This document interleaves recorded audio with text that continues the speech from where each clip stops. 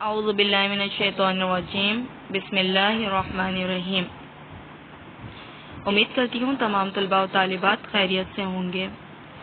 آج کے سبق میں ہم ایک نئے موضوع، ایک نئی شخصیت اور بہت ہی معتبر شخصیت کے بارے میں پڑھیں گے اور انہی کے بارے میں ہم تفہیم کرنے والے ہیں۔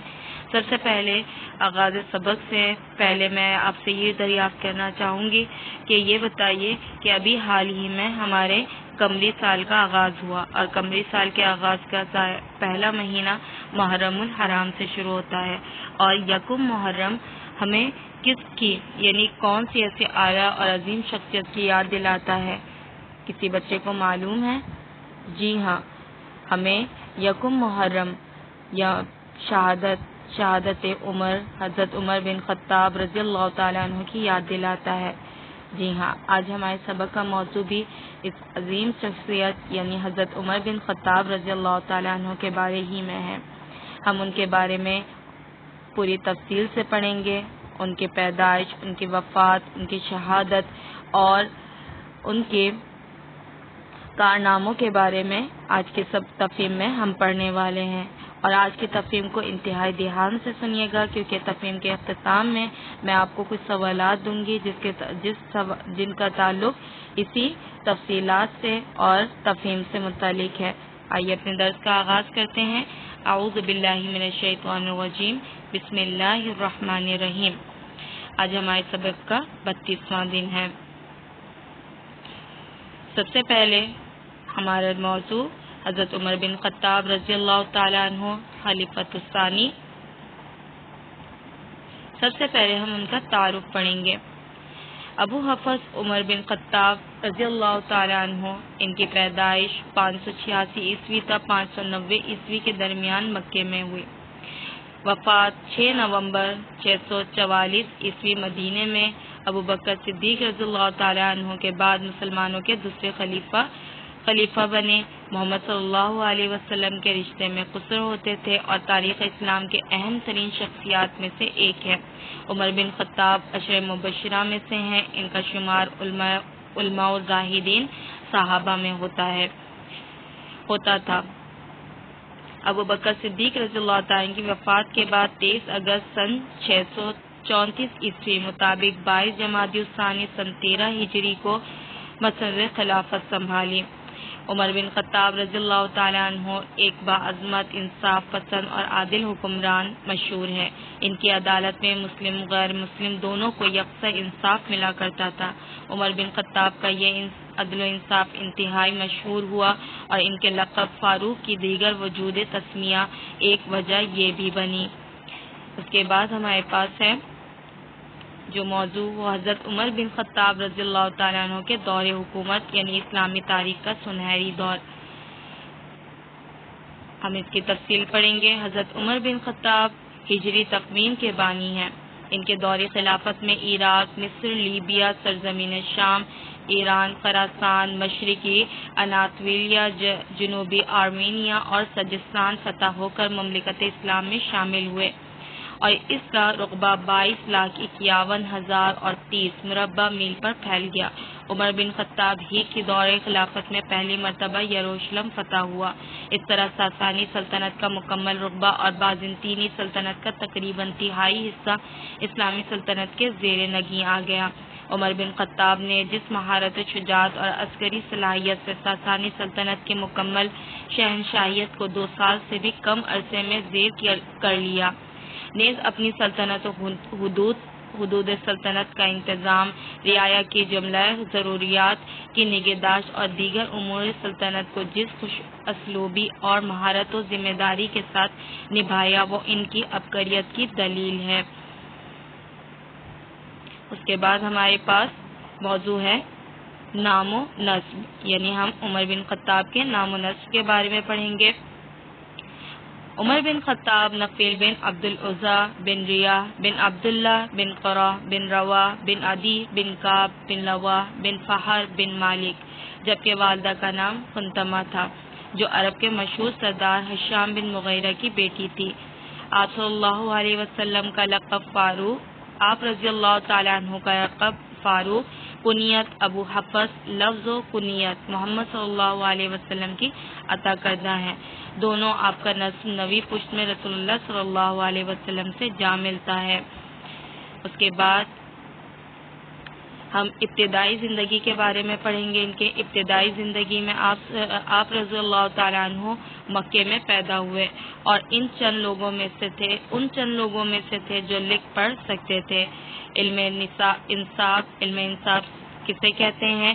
علم انصاف وہ علم ہے جس میں کسی فرد یا افراد کے نسب کی معرفت حاصل کی جاتی ہے.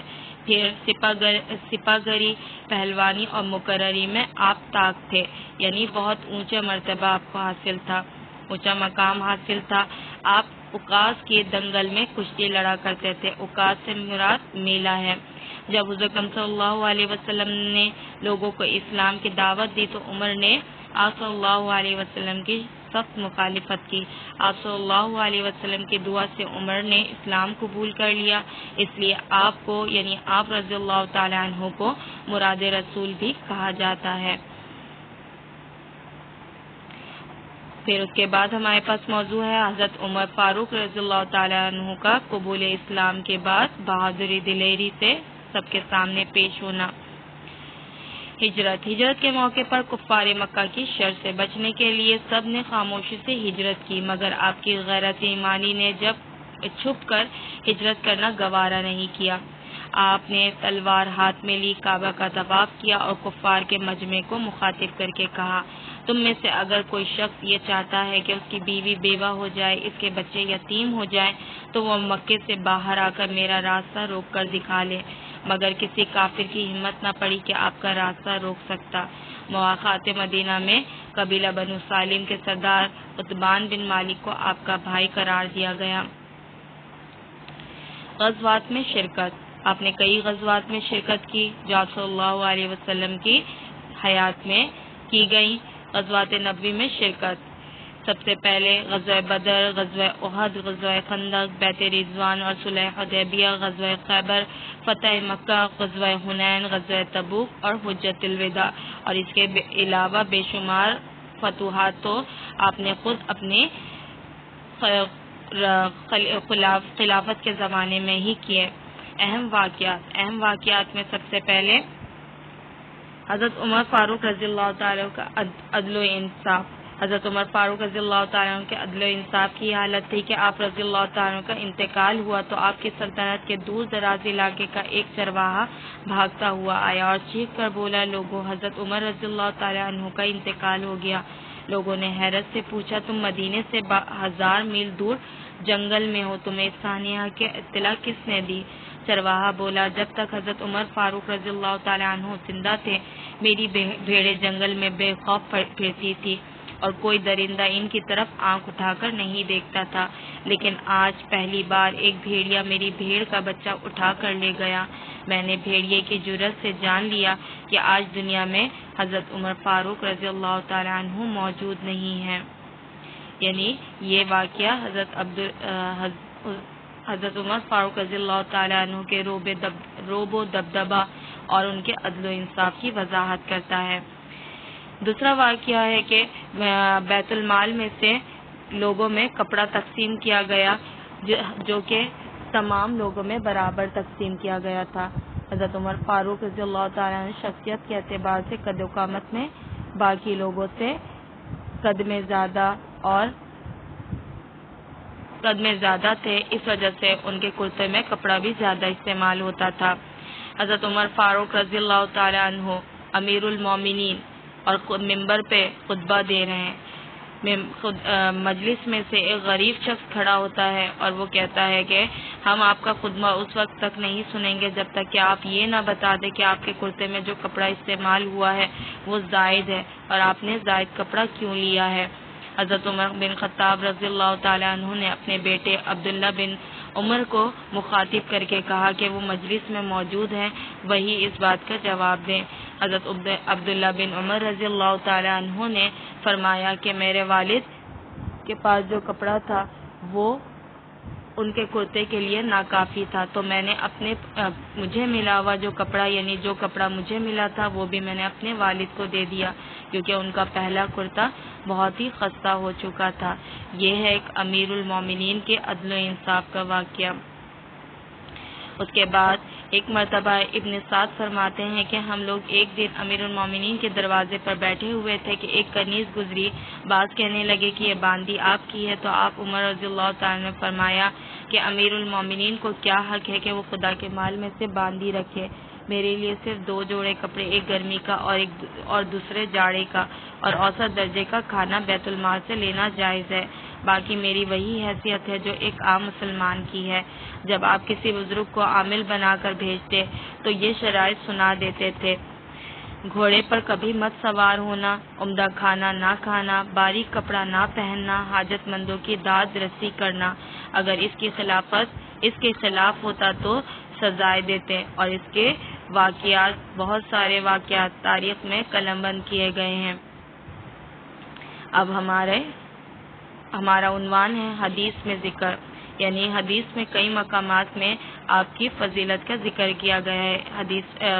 ایک حدیث میں ہے: قول رسول اللہ صلی اللہ علیہ وسلم لو کان بعدی نبی لکان عمر بن خطاب۔ ترجمہ ہے: حضرت صلی اللہ علیہ وسلم نے فرمایا میرے بعد کوئی نبی ہوتا تو عمر بن خطاب ہوتا، یعنی عمر رضی اللہ تعالی عنہ ہوتے۔ حضرت صلی اللہ علیہ وسلم نے کئی مقامات میں حضرت عمر فاروق رضی اللہ تعالیٰ عنہ کی فضیلت کے بارے میں بتایا۔ جس راستے عمر گزرتا شیطان وہ راستہ چھوڑ دیتا۔ بخاری و مسلم میں یہ حدیث موجود ہے: جنت میں عمر رضی اللہ تعالیٰ کا لقب بڑا محل ہے۔ یہ بھی بخاری و مسلم میں موجود ہے۔ عمر رضی اللہ تعالیٰ کی زبان پر خدا نے حق جاری کر دیا، یہ بیہقی میں موجود ہے۔ اور میرے بعد ابو بکر رضی اللہ تعالیٰ عنہ و عمر رضی اللہ تعالیٰ کے اقتداء کرنا یعنی ان کو ماننا، یہ مشکات میں موجود ہے۔ میرے بعد اگر کوئی نبی ہوتا تو عمر ہوتا۔ میرے آسمانوں پر 2 وزیر ہیں، جبرائیل و میکائیل، اور زمین پر 2 وزیر ہیں، ابو بکر اور عمر۔ یہ آپ صلی اللہ علیہ وسلم کے الفاظ ہیں۔ حضور صلی اللہ علیہ وسلم ابو بکر اور عمر کو کاندھے پر ہاتھ رکھ کر جا رہے تھے۔ آپ صلی اللہ علیہ وسلم نے فرمایا ہم تینوں قیامت میں بھی اسی طرح اٹھیں گے۔ سبحان اللہ۔ فضائل: آپ کو بے شمار فضیلت حاصل ہے، جن میں سے چند ایک یہ ہے کہ جب عمر راستے سے چلتے تو شیطان بھی وہ راستہ بدل لیتا، یعنی شیطان بھی حضرت عمر فاروق رضی اللہ تعالیٰ عنہ کے سامنے آنے سے ڈرتا تھا۔ جبرائیل میکائیل میرے 2 آسمانی وزیر ہیں، جبکہ ابو بکر و عمر میرے 2 زمینی وزیر ہیں۔ اس کے بعد ایک مقام میں آپ صلی اللہ علیہ وسلم نے فرمایا میری امت میں اللہ کے دین کے معاملے میں سب سے سخت عمر ہیں۔ پھر ہمارے پاس اس کے بعد ایک اور مقام میں نبی کریم صلی اللہ علیہ وسلم نے فرمایا میں علم کا شہر ہوں، ابو بکر اس شہر کی بنیاد ہے، اور عمر رضی اللہ تعالیٰ اس کی دیوار ہے، اور عثمان رضی اللہ تعالیٰ اس کی چھت ہے، اور علی رضی اللہ تعالیٰ اس کا دروازہ ہے۔ یہ بخاری میں موجود ہے یہ حدیث۔ پھر ہم آتے ہیں حضرت عمر فاروق رضی اللہ تعالیٰ کی شہادت کا واقعہ لے کر۔ حضرت عمر فاروق رضی اللہ تعالیٰ کی شہادت ایک پارسی غلام ابو لولو فیروز نے حضرت عمر رضی اللہ تعالیٰ سے اپنے آقا کی شکایت بھیجا تھی، اس وجہ سے حضرت عمر رضی اللہ تعالیٰ نے اس پر توجہ نہ دی، مگر وہ غلام آپ کے خلاف ہو گیا۔ ایک دن اس غلام نے مسجد نبی میں نماز فجر کے دوران حضرت عمر رضی اللہ تعالیٰ عنہ پر خنجر سے حملہ کر دیا اور پیدر پہ کئی وار کیے۔ آپ زخمی ہو کر گر پڑے۔ زخم اتنا گہرا تھا کہ آپ جابر نہ ہو سکے، اور چند روز بعد یکم محرم الحرام 24 ہجری کو شہادت پا گئے۔ آپ کا دور خلافت 10 سال 6 ماہ اور 4 دن رہا۔ اس کے بعد حضرت عمر فاروق رضی اللہ تعالیٰ کے کچھ اقوال زری: جو ریاست مجرموں پر رحم کرتی ہے وہاں کے لوگ بڑی بے رحمی سے مرتے ہیں۔ فتح امید سے نہیں بلکہ علم اور خدا پر اعتماد سے حاصل ہوتی ہے۔ اسی طرح ایک اور مقام میں آپ نے کچھ اقوال ذریعے اس طرح بیان کی: مال غنیمت کی امید پر کسی کو جان جوکھوں میں مت ڈالو، کم بولنا حکمت، کم کھانا صحت اور کم سونا عبادت ہے، جس سے تم کو نفرت ہو اس سے ڈرتے رہو، سخی خدا کا دوست ہے چاہے فاسق ہو، بخیل خدا کا دشمن ہے چاہے زاہد ہو، دو نمازوں کو بلا کسی جواز کے جمع کرنا گناہ کبیرہ ہے۔ اس کے بعد ایک اور مقام میں فرمایا: ہر شے کا ایک حسن ہوتا ہے اور نیکی کا حسن یہ ہے کہ فوراً کی جائے، سخی خدا کا دوست ہے چاہے فاسق ہو، بخیل خدا کا دشمن ہے چاہے زاہد ہو۔ ایک اور مقام میں آپ نے فرمایا: جس نے رب کے لیے جھکنا سیکھ لیا وہی علم والا ہے، کیونکہ علم کی پہچان عاجزی ہے اور جاہل کی پہچان تکبر ہے۔ اب ہم آتے ہیں اقوال ذری جو کہ ارشادات نبی صلی اللہ علیہ وسلم، صحابہ کرام کے اقوال ذری اور بزرگوں کی ہیں جنہوں نے حضرت عمر فاروق رضی اللہ تعالیٰ عنہ کے بارے میں خوبصورت الفاظ سے ان کی تعریف فرمائی۔ حضرت عمر بن خطاب اور اقوال عالم: میرے بعد اگر کوئی نبی ہوتا تو عمر بن خطاب رضی اللہ تعالیٰ عنہ ہوتے۔ یہ آپ صلی اللہ علیہ وسلم کے الفاظ ہیں۔ اگر دنیا کا علم ترازو کے ایک پلڑے میں اور عمر کا علم دوسرے پلڑے میں رکھا جائے تو عمر کا پلڑا بھاری ہوگا۔ یہ ابو عبداللہ بن مسعود رضی اللہ تعالیٰ عنہ کے الفاظ ہیں۔ عمر کی زبان پر سکینہ بولتا ہے، وہ قوی و امی ہے۔ یہ سیدنا علی رضی اللہ تعالیٰ عنہ کے الفاظ ہیں۔